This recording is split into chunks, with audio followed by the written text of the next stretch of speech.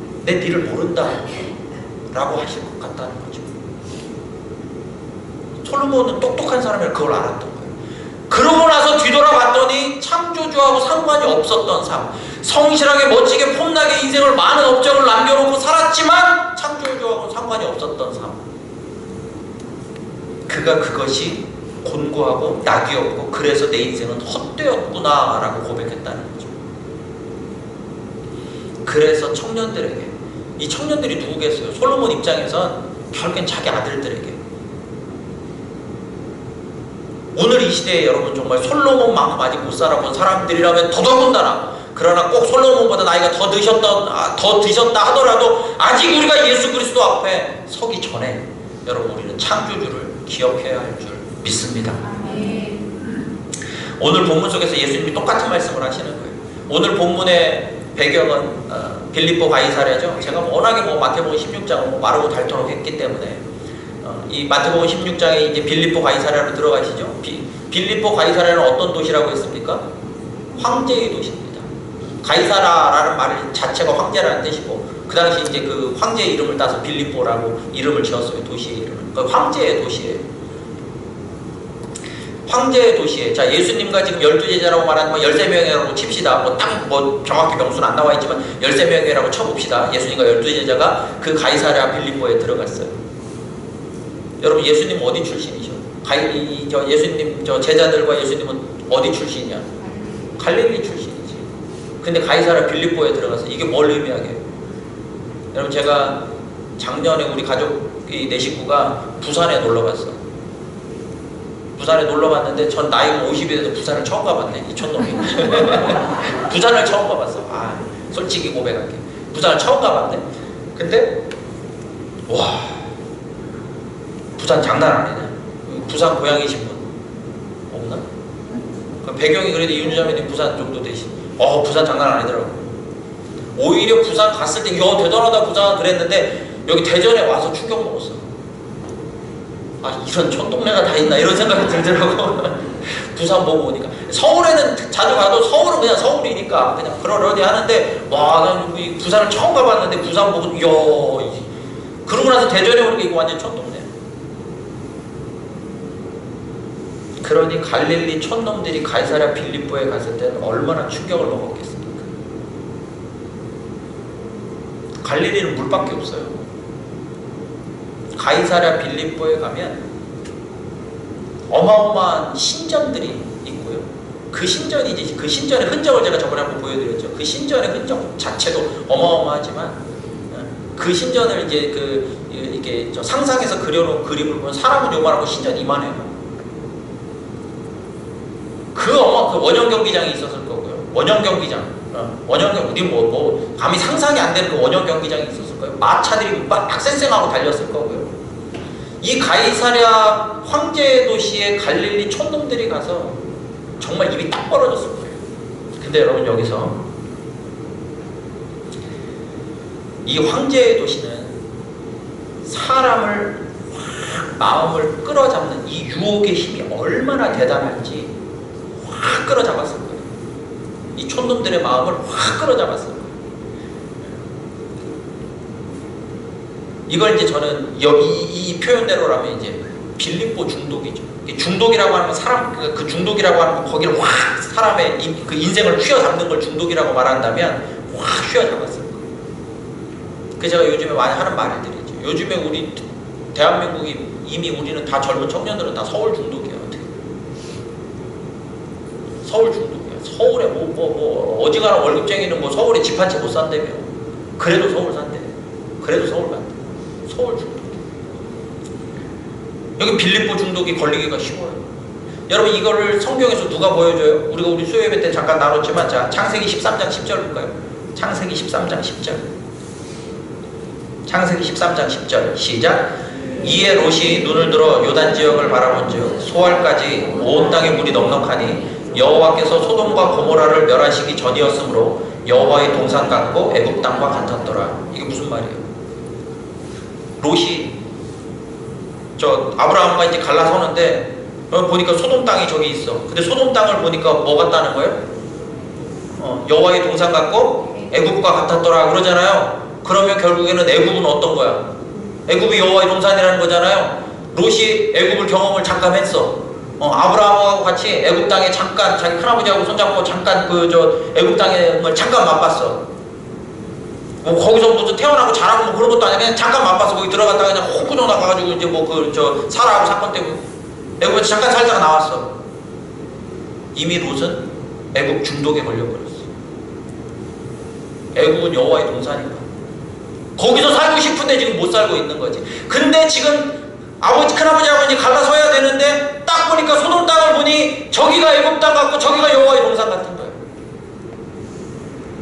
그러니 큰아버지를 완전히 무시하고 자기가 그 땅, 그 좋은 땅이라고, 눈에 보기에 좋은 땅, 원래 거기가 좋은 땅이었으면 아버지한테, 큰아버지한테 양보를 해야 될 거 아니야. 양보 안 해. 왜? 중독이에요. 그게 중독의 힘이야.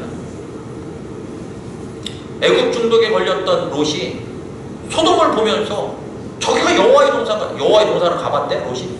가보지도 않아놓고 애굽을 맛봤는데 거기가 하나님의 동산이 아무리 좋아야 애굽 같을 거야. 이게 중독이죠.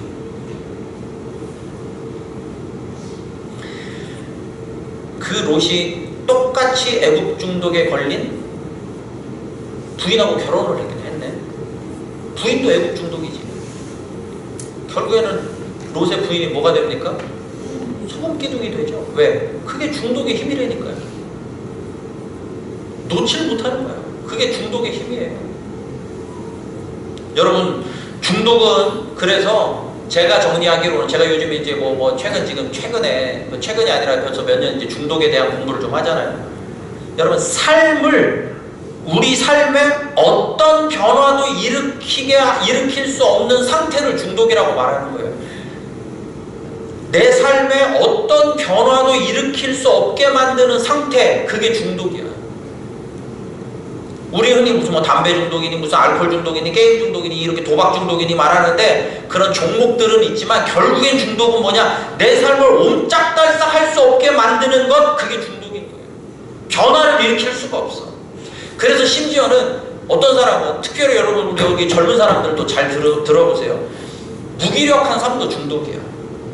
그러니까 무기력하다는 게 뭐냐? 하기 싫어, 귀찮아, 안 해, 내 맘대로 할 거야. 이게 다 중독이야. 내 맘대로 하는 게 왜 중독이에요? 거기서 변화가 일어날 수 없어요.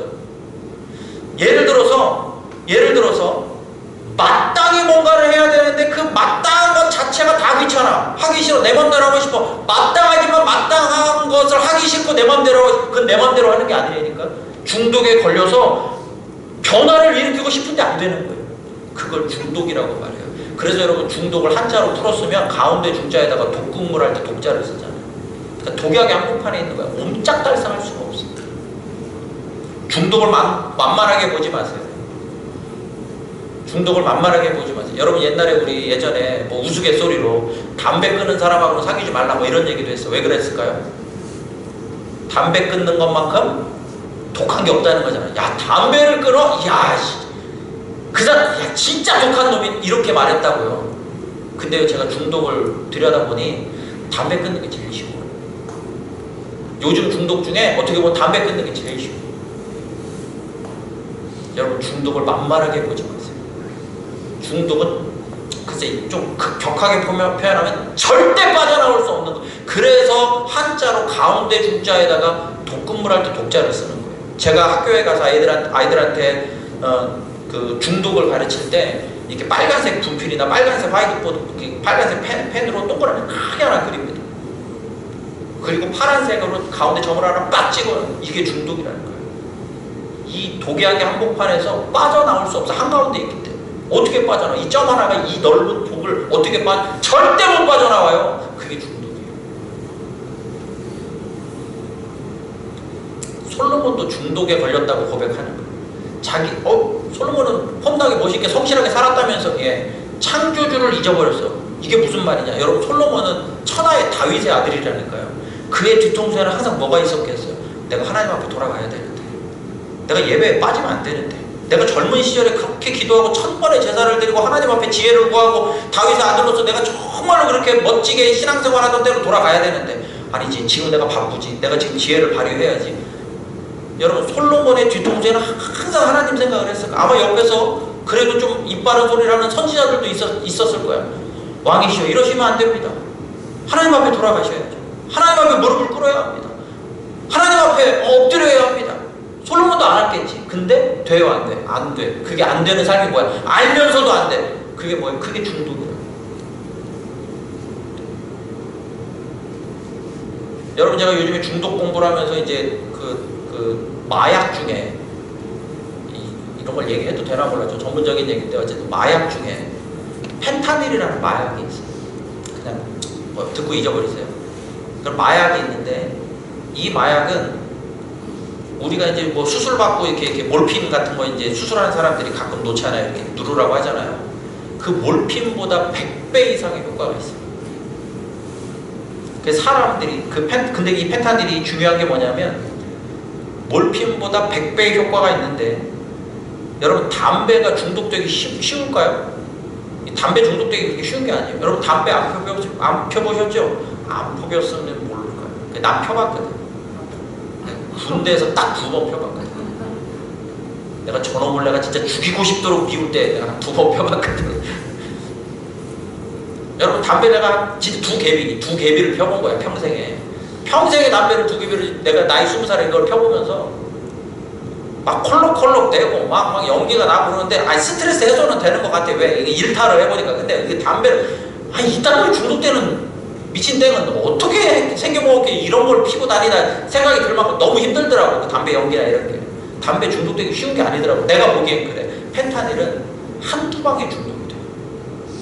이 마약, 이게 신종 마약, 이게 무서워. 한두 방에 중독이 돼. 여러분, 이 빌립보, 가이사랴 빌립보, 서울 중독, 내 삶에 중독이 되는 건요 거의 펜타닐 수준인 거예요.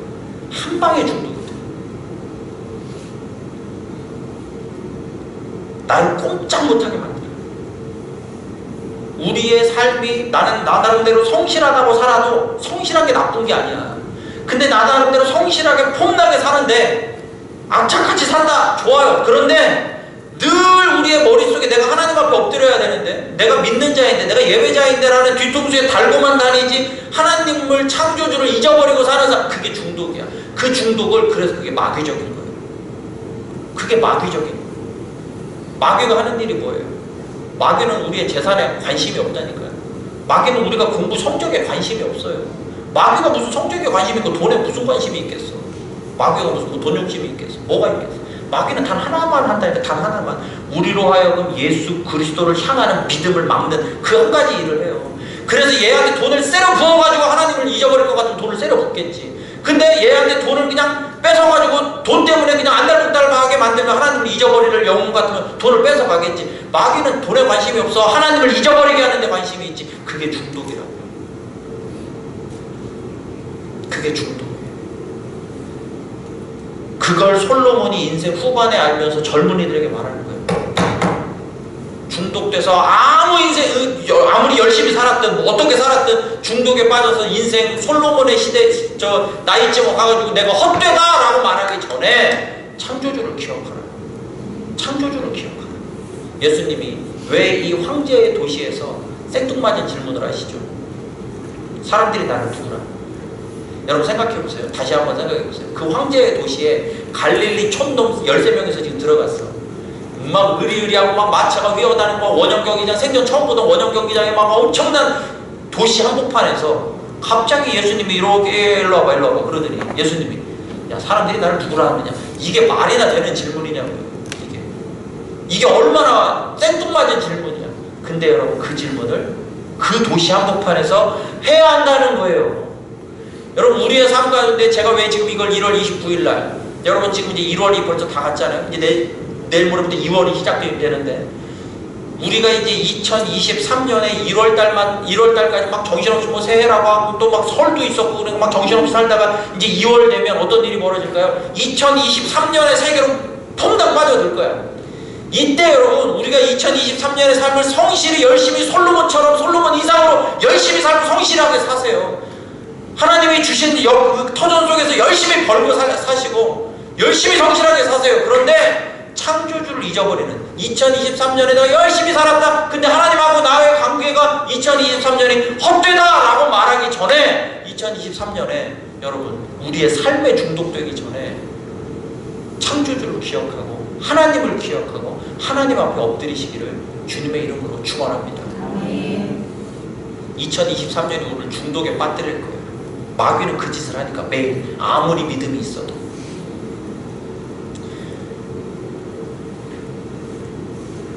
여러분, 중독은 삶을 꼼짝 못하게 한다는 걸 다시 한번 여러분 한번 예를 또 들어볼게요. 자, 예를 들어보면 아까도 뭐 경제적인 예를 들었다면 질병도 마찬가지고, 질병도 마찬가지고, 질병의 중독에 빠지면, 그러니까 나를 옴짝달싹할 수 없게 만들면, 내게 찾아온 질병이 내 삶을 옴짝달싹할 수 없게 만들면 그 질병도 문제지만 더 큰 문제, 그게 중독이라는 거예요. 나를 옴짝달싹할 수 없게 만들어. 이때 정신을 바짝 차려야 돼. 이때 창조주를 기억해야 돼. 이때 예수님이 나에게 누구신가를 물어야 되는 거예요. 예수님이 나에게 누구시지? 내가 예수를 누구라고 해야 되는 거지? 예수님이 나에게 어떤 분이시지? 이걸 물어야 되는 거야. 아니, 지금 이것 때문에, 이 문제 때문에 내 인생을 옴짝달싹할 수 없는데 생뚱맞게 예수님이 그걸 물어야 한다는 거예요. 가이사랴 빌립보에서 예수님이 누구냐고 물어야 되는 거예요. 갈릴리보다도 가이사랴 빌립보에서 예수님이 누구냐고 물어야 되는 거예요.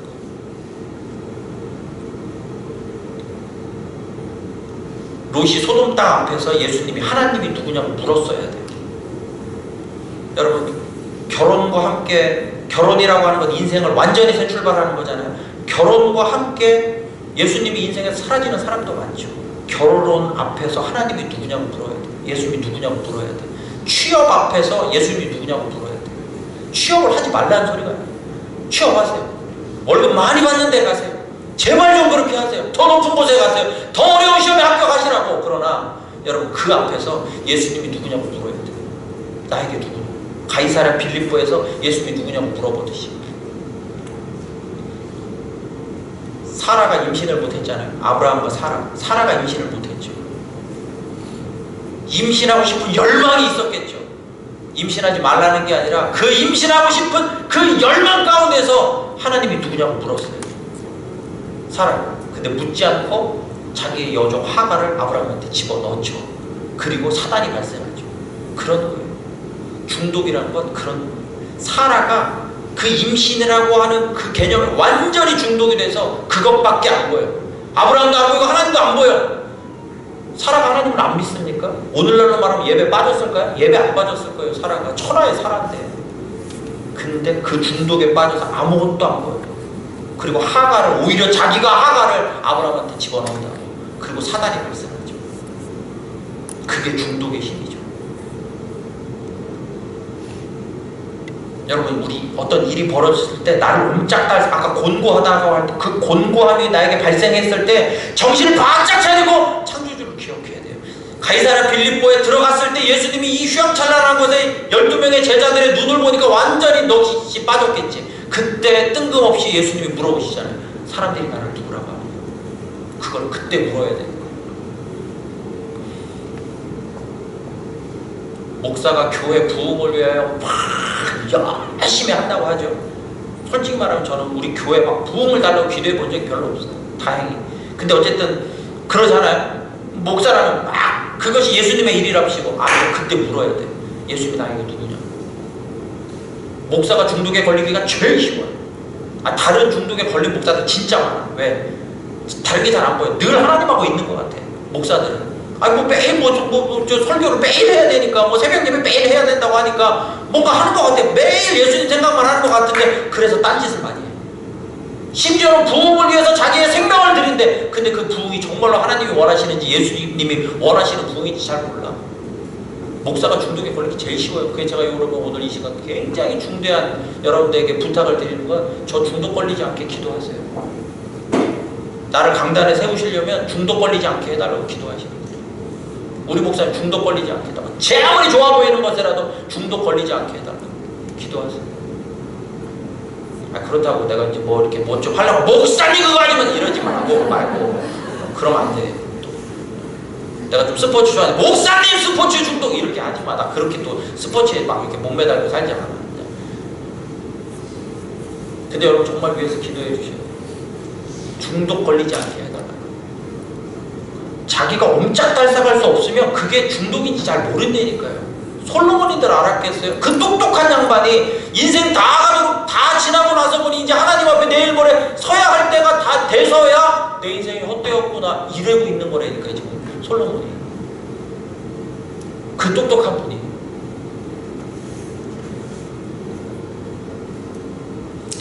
여러분, 예수님이 생뚱맞은 질문으로 사람들이 나를 누구냐라고 물었을 때 제자들이 뭐라고 대답하죠? 처음에는 침례 요한이라고 합니다. 세례 요한이라고 합니다. 엘리야라고 합니다. 예레미야라고 합니다. 이렇게 말하잖아요. 여러분, 황제의 도시에서 예수님을 엘리야니 예레미야니 이렇게 대답 안 해. 황제의 도시 예수님의 예자도 모를 때야 지금. 무슨 사람들이 무슨 이 황제의 도시 한복판에서 예수님을 적어도 저 요한이랍니다. 엘리야랍니다. 예레미야랍니다. 선지자 중에 한 명이랍니다. 그런 말이야. 그거는 제자들이 적어도 예수님 앞에, 제가 보기엔 그래. 아니 이제 갈릴리 정도에서 그런 얘기를 했었겠지만 어쨌든 제자들이 예수님 앞에 예의를 차리는 거야. 사람들이 예수님 그냥 침례 요한이래요. 예수님 엘리야래요. 예수님 예레미야. 여러분, 이러고 살면 안 돼요.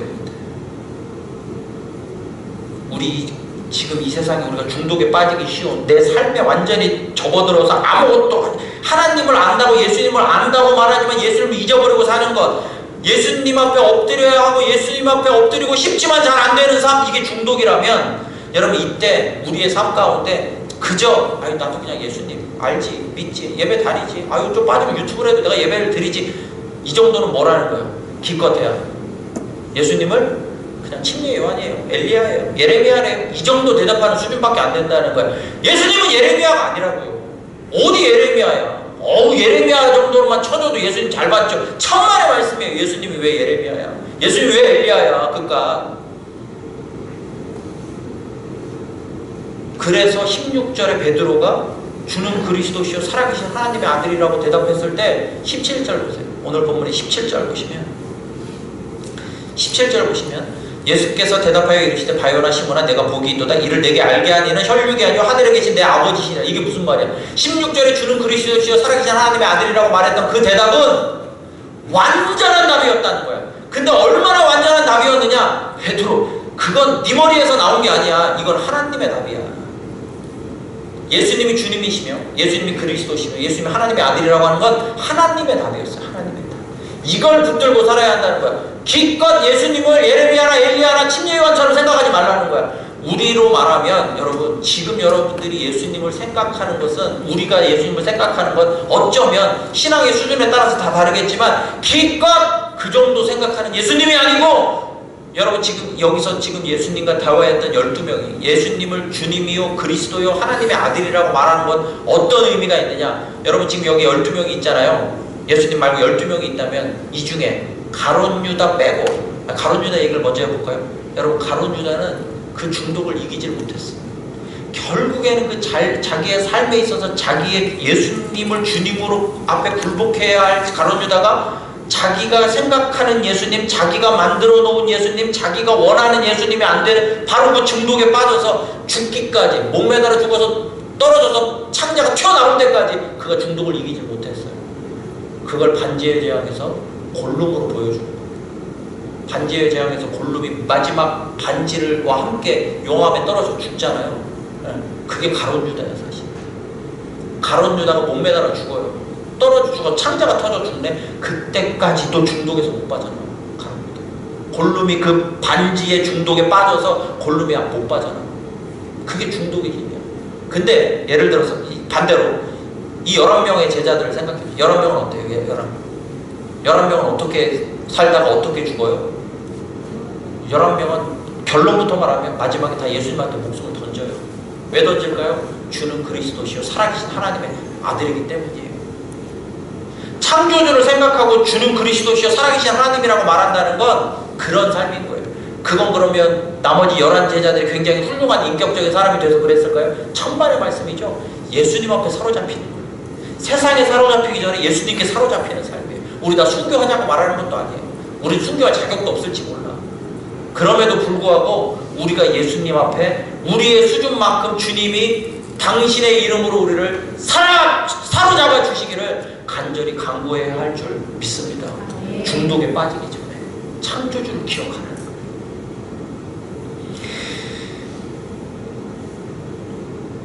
여러분, 예수님이 창조주라고 진리라고 우리가 마음과 뜻과 힘을 다해 생명을 다해 우리가 주님을 붙잡을 때 우리가 중독에서 빠져나오는 거예요. 다시 말하지만 중독은 내 힘으로 못 빠져나온다니까요. 아유, 그만하면 되죠. 내일부터 안 하면 되죠. 여러분, 우리 여기 혹시 자녀들이 막 게임하는 자녀들이 있다고 치면, 야, 너 게임 좀 그만해. 근데 만약에 애가 알았어, 내일부터 안 할게. 그 말 믿으시는 거예요. 아무도 없잖아요. 그런 거예요. 아무도 없어요. 우리 다 알아, 중독이 얼마나 센지. 중독은 내 힘으로 안 빠져나와요. 그러니까 독자를 쓰는 거예요. 예수 그리스도 나의 인생을 완전히 송두리째 창조하시고 지금 송두리째 한 손하게 틀어주실 분, 그 주님 앞에 우리가 엎드려야만 우리의 인생의 중독의 문제에서 빠져나올 줄 믿습니다. 2023년 여러분, 삶의 중독에 빠지기 전에 창조주 하나님을 기억하시기를 주님의 이름으로 축원합니다. 그 예수 그리스도를 우리가 여기 지금 양쪽에 있는 대로 이제 우리가 앞으로 2월달에 우리가 부활의 예수 그리스도를 다시 한번 나눌 텐데요. 여러분, 창조주를 확증하는 증거, 예수님 죽으시고 다시 사신 줄 믿습니다. 여러분, 지금 이 16장에서 예수님이 지금 이 가이사랴 빌립보에서 이렇게 대화를 하시잖아요. 자, 21절 보시면 오늘 이 대화의 그 다음 장면이에요. 바로 다음 장면이에요. 16장, 마태복음 16장 21절. 16장 21절 시작. 이때로부터 예수 그리스도께서 자기가 예루살렘에 올라가 장로들과 대제사장들과 서기관들에게 많은 고난을 받고 죽임을 당하고 제3일에 살아나야 할 것을 제자들에게 비로소 나타내신. 이게 무슨 말이야? 예수님이 제자들에게 가이사랴 빌립보에서 갑자기 생뚱맞게, 그러나 중독에 빠지기 전에 제자들에게, 야, 너희는 나를 누구로 아느냐? 주는 그리스도는 살아계신 하나님의 아들입니다. 그렇지, 그것이 하나님의 답이다. 그런데 그 하나님의 답을 하나님이 성령으로 말미암아 베드로에게 입을 빵하게 터지게 하셔서 너에게 알게 하셨다면, 나 예수는 나의 삶을 통하여 예수 그리스도가 그리스도이시며 살아계신 하나님의 아들이시며 창조주의 본체라고 하는 사실을 내가 알려줄게. 증거로 남겨줄게. 그러면서 이제 선포하시기 시작하세요. 내가 죽고 다시 살아날 거야. 예수님은 말만 창조주가 아니라 보여줄게. 너희의 눈높이에서 내가 창조주라고 하는 것, 내가 하나님의 아들이라고 하는 것, 너희가 나를 주님이라고 부르는 것이 마땅한 것, 나를 주님으로 믿을 때 중독에서 벗어날 수 있는 것을 마땅하게 믿을 수 있는 힘, 내가 죽고 다시 살아날 거예요. 여러분, 우리 예수님 부활하신 줄 믿습니다. 죽고 다시 사셨어요. 그래서 이 말씀이 진리가 되는 거예요. 사람이 만들어낸 얘기가 아니라 예수님이 말만, 그래 내가 주님이고 내가 그리스도고 내가 하나님의 아들이야 라고 끝나고 십자가에 그냥 죽으시고 끝났다면, 우리가 예수님을 하나님의 아들이라고 믿는 건 우리 마음에 따라 달려있어. 내가 믿으면 믿는 거고 안 믿으면 마는 거고. 그러나 예수님 부활하셨단 말이에요. 다시 사셨단 말이에요. 누구도 부정할 수 없이 죽음에서 다시 일어나셨단 말이에요. 그것을 본 제자들이, 그렇구나, 예수님을 내가 이제 하나님의 아들로 믿어드려야지가 아니라 그분은 정말 하나님의 아들이셨구나. 그래 제가 친자 확인서를 말하는 거예요. 친자 확인서를 보면 어떻게 해야 돼? 오, 내 아버지가 맞구나. 오, 내 아들이 맞네. 이걸 보고 그럼 내가 이제 한번 믿어줄게가 아니잖아요. 그런 거예요. 예수님 죽으시고 다시 사셨어요. 그분이 주님이세요. 그분이 정말 주님이세요. 그분이 정말 하나님의 아들이세요. 그분이 정말 하나님의 본체이신 줄 믿습니다. 이 안에 여러분, 부활의 증거를 붙들고 우리 주님 앞에 엎드리면서 세상에 열심히 살되 세상에 중독되지 않고 오직 주님께 붙들려서 세상에 주님의 열매를 맺으시는 2023년 남은 해 되시기를 주님의 이름으로 축원합니다. 찬양하겠습니다.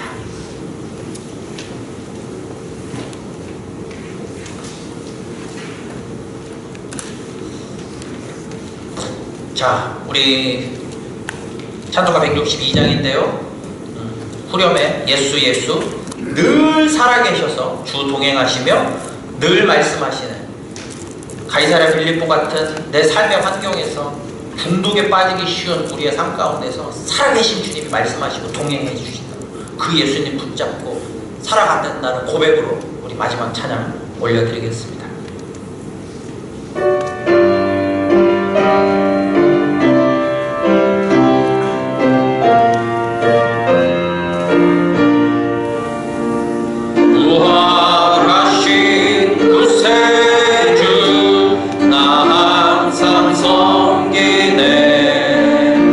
온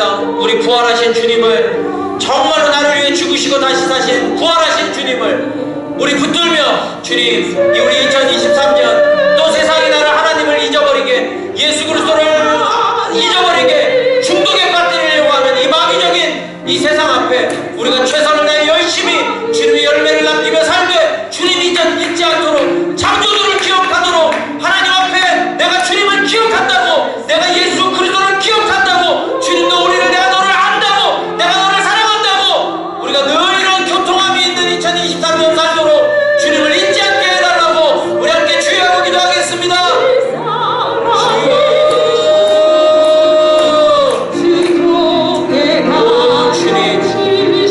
예수님 부활하셨습니다.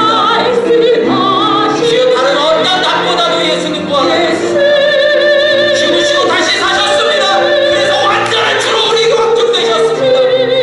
주님, 우리에게는 하나님의 진리가 있습니다. 그래서 아버지는 중독에 빠지지 않습니다. 나의 본고한 심령에 빠지지 않습니다. 감정의 중독에 빠지지 않습니다. 주님, 우리의 삶이 바뀌고, 우리 아버지 할 일이 많고, 아버지 하나님 심지어 우리가 병에 들고, 우리가 정말 경제적으로 휘청인다 할지라도, 주여, 우리의 삶을 중독에 빠뜨리지 않고 예수 그리스도를 붙드는 귀한 우리 아버지 하나님의 믿음의 신실을 인도하여 주옵소서. 주님, 부활하신 예수님, 나의 주님 예수님, 우리를 부르셔서 우리의 삶 가운데 함께 하셔서, 세종 생명교회와 함께 하셔서 이 자리에 예배자 함께 하시고 주의 주님으로 역사하여 주옵소서. 거룩하신 주님, 오늘도 살아 역사하셔서 오늘 이 예배 현장에 우리와 함께 하시며 오늘도 말씀을 통하여 우리에게 깨우쳐 주시는 줄 믿습니다. 주님, 우리가 중독에 빠지기 전에 우리의 삶 열심히 살겠습니다.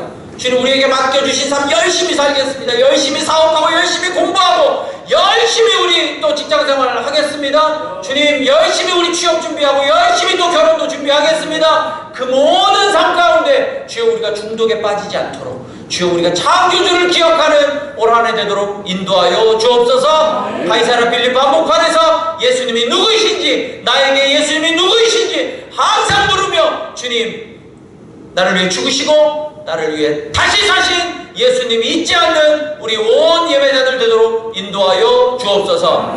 지금은 우리 주 예수 그리스도의 은혜와 아버지 하나님의 극진하신 사랑하심과 성령 하나님의 내주교통 충만 통치하심이 오늘 이 세상의 한복판에서 예수님이 누구이신지 항상 물으며, 부활의 예수님을 붙들며 중독을 이겨내며 예수 그리스도와 함께 하나님의 열매를 맺기를 간절히 소원하고 기대하는 모든 예배자들 머리머리 위에 이제로부터 영원히 함께 해주시옵기를 간절히 축원하옵나이다. 아멘.